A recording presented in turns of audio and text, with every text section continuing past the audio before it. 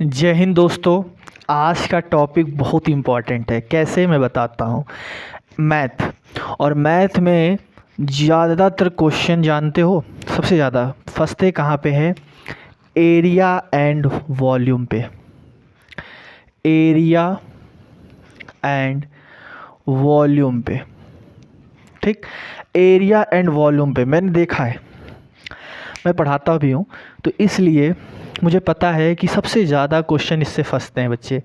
ठीक है, कितना आसान है। इस टॉपिक से सिर्फ और सिर्फ हमको 5 मिनट दीजिए। 5 मिनट में आपको लगेगा कि क्या एरिया और कौन सा वॉल्यूम, इतना आसान हो जाएगा। सबसे पहले आप देखिए, हमें समझना है कि सपोज करिए एक ट्रायंगल है। क्या है? ट्रायंगल। अब देखो, ये ट्रायंगल है, ठीक है। तो ट्रायंगल में 3 साइड होते हैं। ट्रायंगल में कितने साइड्स होती हैं? 3। ए, बी, सी। ये तो वर्टेक्स होता है, पता है ना, ये वर्टेक्स होता है। ये एंगल्स होते, ये एंगल हैं, ये एंगल्स होते हैं। अल्फ़ा मान लेते हैं, इसको बीटा और इसको गामा, ये एंगल्स होते हैं। अच्छा, ये भी आप जानते होंगे, थोड़ा बता भी देते हैं इसके बारे में, कि ये जो ए है इसे बोलते हैं वर्टेक्स। ये जो है वैल्यू है, जैसे मान लो इसको हम ले लेते हैं ए, ये ले लेते हैं बी और ये ले लेते हैं सी, इसे हम कहते हैं साइड। और ये जो अल्फ़ा और बीटा और गामा है इसे एंगल कहते हैं। क्या कहते हैं? एंगल कहते हैं। अच्छा, आप ये भी जानते होंगे कि अल्फ़ा, बीटा और गामा, इन तीनों एंगल का जो सम होता है वो कितना होता है? 180। पता है ना, sum of 3 angle in a triangle is 180। वही है कि sum of 3 angle in a triangle is 180। ठीक, ये आपको पता होना चाहिए। दूसरा, ये जो साइड है, साइड ए, बी और सी, इन साइड का जो सम होता है इन्हें हम कहते हैं पेरीमीटर। इन्हें हम क्या कहते हैं? पेरीमीटर। ठीक, तो याद रखिएगा, sum of all side in a triangle, triangle के तीनों साइड का सम, ए, बी और सी, इन्हें हम कहते हैं पेरीमीटर। क्या कहते हैं? पेरीमीटर। ठीक, पेरीमीटर कहते हैं। अब ध्यान दीजिएगा, ट्रायंगल 3 तरीके के होते हैं। ठीक, अगर सपोज करो कि A equal to B equal to C, तो ऐसे ट्रायंगल को हम कहते हैं इक्विलैटरल ट्रायंगल। इन्हें हम कहते हैं इक्विलैटरल ट्रायंगल। याद रखिएगा, अगर A equal to B equal to C, अगर ये तीनों बराबर हैं तो इन्हें हम कहेंगे इक्विलैटरल ट्रायंगल। ठीक, और अगर सपोज करिए A equal to B but not equal to C, तो इसे कहते हैं हम आइसो स्केलस ट्रायंगल। इन्हें हम कहेंगे आइसो स्केलस ट्रायंगल। और अगर सपोज करो A not equal to B not equal to C, तो इसे हम कहते हैं स्केलीन। इसे हम कहते हैं स्केलीन। ध्यान दीजिएगा, ध्यान देना। If A equal to B equal to C, equilateral. A equal to B not equal to C, isosceles. A not equal to B not equal to C, scalene.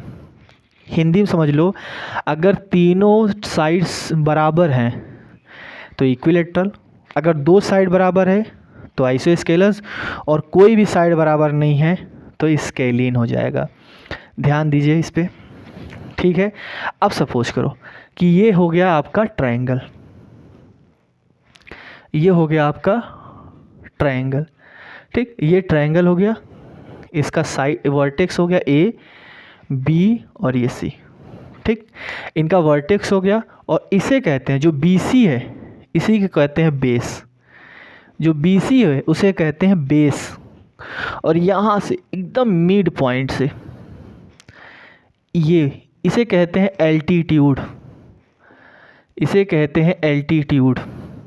और यही एल्टीट्यूड जो होता है हाइट के बराबर होता है, यही एल्टीट्यूड किसके बराबर होता है, हाइट के बराबर होता है। ठीक है, तो हम एरिया अगर पढ़ेंगे, एरिया पढ़ेंगे तो एरिया होता है half into base into height, half into base into height, यानी half into base into height, half into base into height.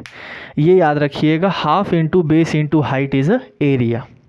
ठीक है, तो ध्यान से देखिएगा, एरिया में सबसे पहले हमने पढ़ा है ट्रायंगल। ट्रायंगल में कितने वर्टेक्स होते हैं, 3, A B C, 3 वर्टेक्स होते हैं, 3 साइड होते हैं और 3 ही एंगल होते हैं। ठीक है, किसी भी ट्रायंगल के 3 एंगल का जो सम होता है वो 180 डिग्री होता है, और अगर तीनों साइड को सम कर लें तो उसे कहते हैं पेरीमीटर ऑफ ट्रायंगल। अगर किसी भी ट्रायंगल के तीनों साइड बराबर हैं तो उसे हम कहते हैं इक्विलैटरल ट्रायंगल। अगर 2 साइड बराबर हैं, तीसरा साइड बराबर नहीं है, तो इसे हम कहते हैं आइसोस्केलस, और अगर तीनों साइड बराबर नहीं है तो उसे हम कहते हैं स्केलिन। एरिया निकालना है तो एरिया में हमेशा याद रखना, इसे बेस कहेंगे और ये हाइट हो जाएगा, परपेंडिकुलर होता है। हाइट और बेस का जो रिलेशन होता है हमेशा परपेंडिकुलर होते हैं, ये हमेशा परपेंडिकुलर होते हैं। ठीक, तो एरिया हो जाएगा half into base into height, यानी हाफ बेस हो जाएगा BC और हाइट हो जाएगा AD। क्लियर है, ध्यान दीजिएगा इस पे। चलो इस पे एक क्वेश्चन करते हैं अच्छा सा। ठीक है, इस पे अच्छा सा क्वेश्चन करते हैं। क्लियर है, इसको नोट कर लीजिए। देखिएगा 3 क्वेश्चन है, बहुत अच्छे अच्छे क्वेश्चन हैं, और इन तीनों क्वेश्चन को ऐसे समझते हैं कि इन अ ट्रायंगल, एक ट्रायंगल है जिसमें BC, मैं ट्रायंगल बना भी देता हूँ जिससे कन्फ्यूजन ना हो। सपोज करो ये ट्रायंगल है, ये A हो गया, BC, और यहाँ पे जो BC है वो 10 सेंटीमीटर दिया गया है, और जो AD है वो दिया गया है 4 सेंटीमीटर। तो पूछा गया, बताइए एरिया क्या होगा। एरिया का फॉर्मूला बताइए। एरिया बताए थे half into base into height, यही बताया था। ठीक है, तो हाफ बेस कितना दिया गया है 10 और हाइट दिया गया है 4, तो 2 5 कितना हो गया 20 सेंटीमीटर स्क्वायर। देख लीजिए, ये फिर से देख लेते हैं। इन अ ट्रायंगल BC दिया गया है 10, AD दिया गया है 4, पूछा है एरिया बताइए। एरिया का फार्मूला होता है half into base into height. Half base दिया गया है 10, हाइट दी गई है 4, 2 5 10, 5 4 20 सेंटीमीटर स्क्वायर। ठीक है, in a triangle all side are equal, किसकी बात हो रही है, इक्विलैटरल ट्रायंगल की। ये तो पता चल गया कि जिनमें तीनों साइड इक्वल होते हैं उन्हें हम कहते हैं इक्विलैटरल ट्रायंगल, है ना। तो यहाँ पे ले लेते हैं A B C, ये साइड हो गया A B C, ये हो गया अल्फ़ा बीटा और ये हो गया गामा। ठीक है, अल्फ़ा बीटा गामा। क्लियर है, तो अब यहाँ से पूछा ये गया है कि बताइए तीनों साइड जो हैं इक्वल हैं, यानी A equal to B equal to C, और एंगल्स भी इक्वल हैं। अब बताओ, एंगल्स भी इक्वल हैं, यानी alpha equal to beta is equal to gamma, और हमें ये पता है कि इन तीनों एंगल का सम कितना होता है 180 डिग्री। तो हम लिख सकते हैं अल्फ़ा प्लस अल्फ़ा बीटा के बराबर है, तो alpha plus alpha equal to 180, यानी 3 अल्फ़ा इक्वल टू 180। तो अल्फ़ा इक्वल टू 180, इसको नीचे ले जाएंगे 3 से कैंसिल करेंगे 60 टाइम में, तो अल्फ़ा की वैल्यू कितनी आ जाएगी 60 डिग्री। ठीक है, इसका मतलब है कि all angles are 60 degree, all angles are 60 degree. Perimeter पूछा गया है और पेरीमीटर का फॉर्मूला होता है पेरीमीटर। पेरीमीटर बताए थे सम ऑफ ऑल साइड, और सभी साइड बराबर है ना। यहाँ देखिए साइड आर इक्वल, तो यहाँ पे हो जाएगा 5 + 5 + 5 15 सेंटीमीटर। बोलिए समझ में आया। अब आते हैं in a triangle find the side of BE। Side हमें बताना है BE साइड क्या होगा, BE साइड क्या होगा।